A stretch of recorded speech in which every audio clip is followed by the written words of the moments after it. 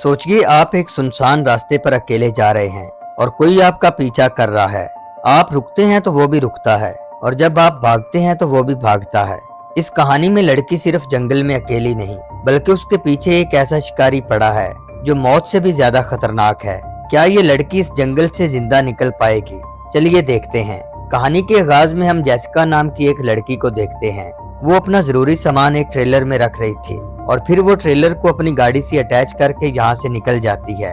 असल में वो डिप्रेशन का शिकार है क्योंकि 6 महीने पहले ही उसके हस्बैंड की मौत हुई थी, इसलिए वो खुद को रिलैक्स करने शहर से बाहर जा रही थी। जेसिका का सफर काफी लंबा था और वो हाईवे की तरफ आगे बढ़ रही थी और कुछ ही देर बाद एक ब्लैक कार उसके आगे आ गई थी। आगे वाली कार की रफ्तार कम थी, इसलिए जेसिका उससे आगे निकलने की कोशिश करती है, लेकिन ब्लैक कार वाला उसे आगे नहीं निकलने देता। आखिर वो रॉन्ग साइड से ओवरटेक करती है, पर तभी एक ट्रक जेसिका के सामने था। वो अपनी गाड़ी की रफ्तार बढ़ाती है, इससे पहले कि गाड़ी ट्रक से टकराती।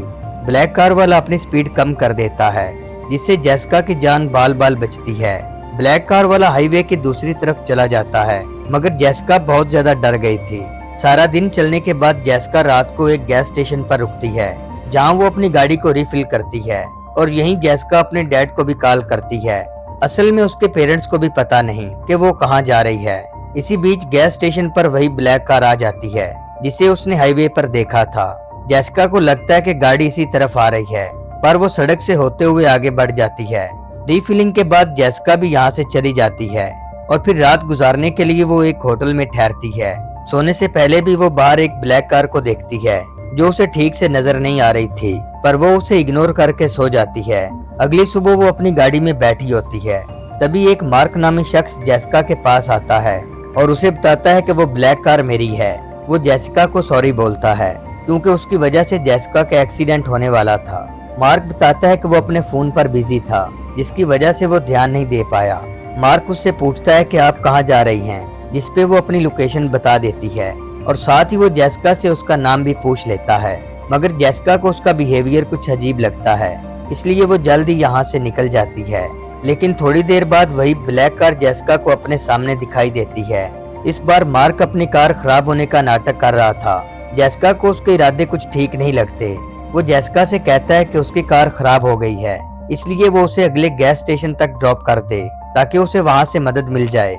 मगर जेसिका कहती है कि वो कॉल करके मदद बुला सकता है, पर मार्क को गैस स्टेशन ही जाना है। जेसिका को अंदाजा हो जाता है कि वो कार खराब होने का बहाना बना रहा है और वो मार्क को यहीं छोड़कर चली जाती है। रात को जेसिका रेस्ट करने के लिए एक होटल के बाहर खड़ी हुई थी। वो फोन पर अपनी मॉम से बात कर ही रही थी, तभी वो फिर से उस ब्लैक कार को यहाँ देखती है।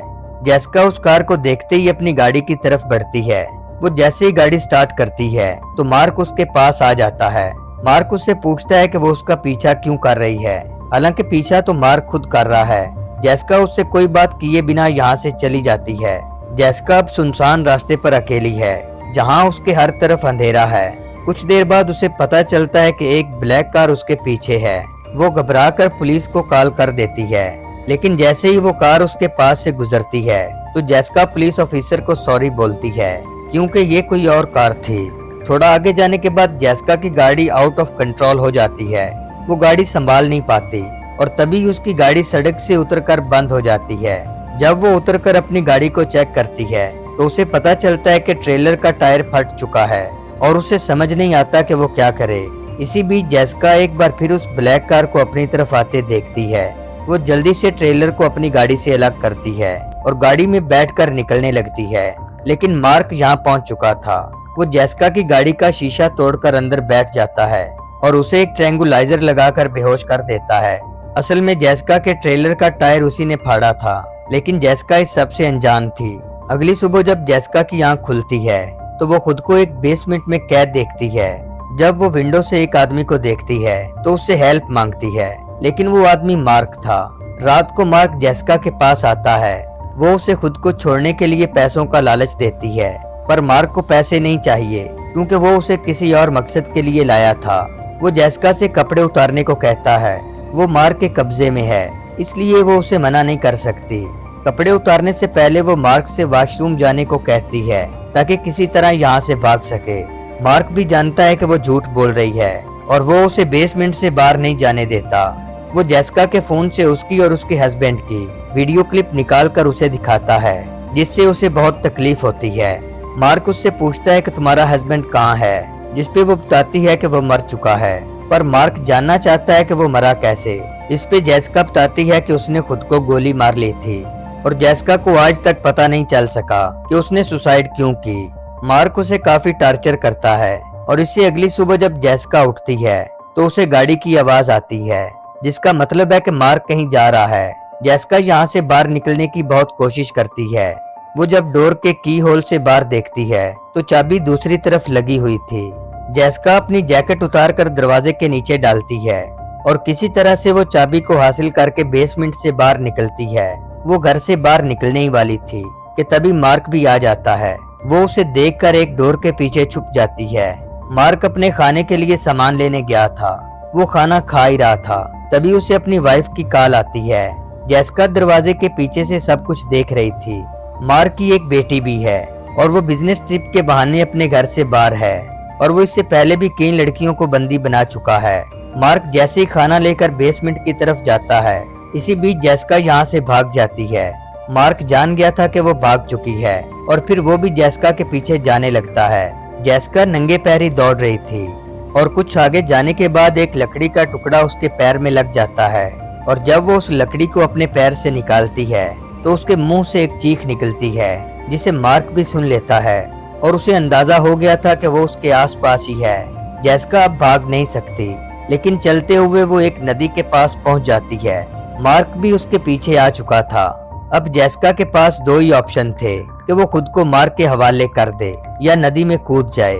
मार्क उसके करीब आ ही रहा था कि वो नदी में कूद जाती है। नदी का बहाव बहुत तेज था और वो पानी में बहते हुए काफी आगे निकल जाती है और फिर वो एक किनारे पर जा निकलती है। जेसिका के चारों तरफ जंगल है। वो एक डंडे का सहारा लेकर आगे बढ़ने लगती है और तभी उसे झाड़ियों में से एक आवाज सुनाई देती है। वो एक पेड़ के पीछे छुप गई थी और उसे लगता है कि मार्क उसकी तरफ आ रहा है और वो फौरन से अपनी तरफ बढ़ते आदमी पर डंडे से वार करती है। जेसिका ने जिसे मारा वो मार्क नहीं था, बल्कि ये एक बूढ़ा आदमी है जिसका नाम रॉबर्ट है। वो असल में यहाँ शिकार के लिए आया था। जेसिका उसे सारी बात बताती है कि वो यहाँ तक कैसे पहुँची और फिर वो रॉबर्ट से पुलिस को कॉल करने को कहती है। जेसिका ने रॉबर्ट के सीने पे मारा था, जहाँ उसका फोन भी रखा हुआ था और जेसिका के मारने की वजह से रॉबर्ट का फोन टूट चुका है और अब वो पुलिस को कॉल नहीं कर सकती। रॉबर्ट को इस अकेली लड़की पर बहुत तरस आता है। वो उसे अपने साथ चलने को कहता है। रॉबर्ट जानता है कि जेसिका के पैर जख्मी हैं और वो उसे अपनी गाड़ी में रखे जूते देता है और फिर रॉबर्ट उसे अपने साथ बिठाकर निकल पड़ता है। जेसिका भूखी और प्यासी है, इसलिए वो उसे खाने को सैंडविच और पीने को पानी की बोतल भी देता है। कुछ आगे जाने के बाद रास्ते पर एक विशाल पेड़ गिरा हुआ था। जेसिका घबरा जाती है क्योंकि उसे शक है कि ये सब मार्क ने किया है। वो रॉबर्ट के साथ मिलकर पेड़ को हटाने की कोशिश करती है, मगर पेड़ इतना भारी है कि वो इनसे हिल भी नहीं पाता। इसी बीच मार्क भी अपनी गाड़ी लेकर यहाँ आ जाता है। जेसिका उसे देखकर भागने लगती है, लेकिन रॉबर्ट उसे रोक लेता है और जेसिका से कहता है कि हमारे पास राइफल है, इसलिए शांत रहो। रॉबर्ट मार्क को यहाँ से जाने को कहता है, पर मार्क उसे अपनी बातों में उलझा लेता है और रॉबर्ट से कहता है कि जेसिका उसकी सिस्टर है और दिमागी हालत ठीक न होने की वजह से वो तीसरी दफा घर से भाग रही है।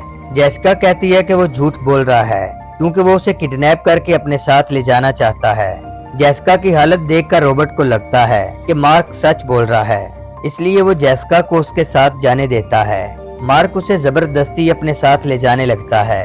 तभी जेसिका रॉबर्ट से कहती है कि वो उसका फोन लेकर पुलिस को कॉल करे और पुलिस को सब कुछ सॉल्व करने दे। रॉबर्ट को उसकी बात ठीक लगती है और वो मार्क को दूर हटने को कहता है। मार्क जैसे ही जेसिका को छोड़ता है तो वो फिर से जंगल की तरफ भागने लगती है। मार्क उसके पीछे जा ही रहा था कि रॉबर्ट उसे रोक लेता है। मार्क रॉबर्ट को फोन देने के बहाने हाथापाई करने लगता है और वो रॉबर्ट की गन छीनकर उसे मार देता है। जेसिका को जंगल में भागते हुए रात हो गई थी और वो मार्क से बचने के लिए एक चट्टान के पीछे छुप जाती है। मार्क भी उसे ढूंढते हुए यहाँ तक पहुँच गया था। वो जैसे ही चट्टान के पीछे से निकलती है तो मार्क उसे देखकर उस पे गोली चला देता है।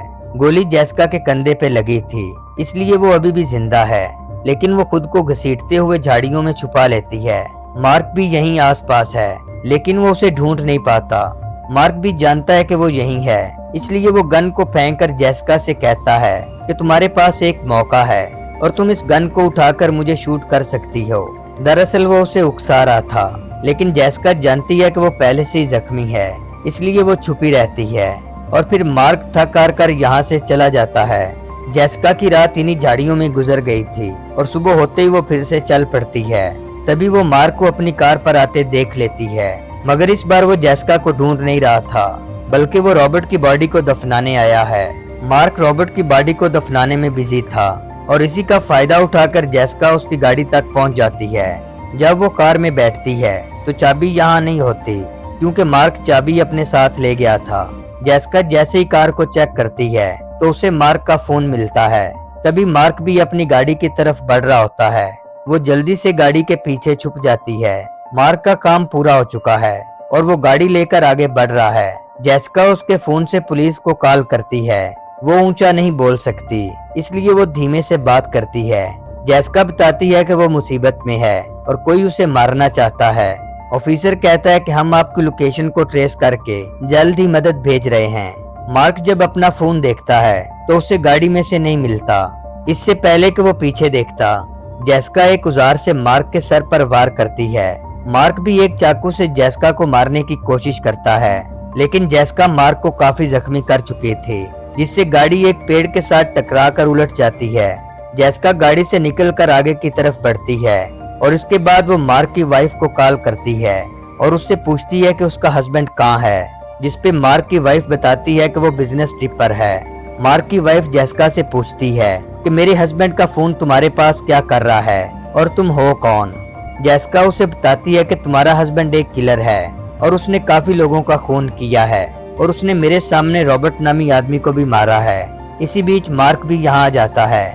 जेसिका उसका फोन उसे वापस कर देती है। मार्क की वाइफ अभी लाइन पर ही थी, लेकिन वो उससे कोई बात नहीं करता। यहाँ एक बार फिर इनके बीच फाइट होने लगती है। मार्क उसे मारने की बहुत कोशिश करता है, पर जेसिका मार्क को उसी औजार से मजीद जख्मी कर देती है, जिससे मार्क को फिर से उठने का होश ही नहीं रहता। तभी यहाँ रेस्क्यू हेलीकॉप्टर भी आ जाता है और यहीं इस कहानी का एंड हो जाता है। आपको आज की कहानी अच्छी लगी हो तो 14 मूवीज को लाइक और सब्सक्राइब कर लें।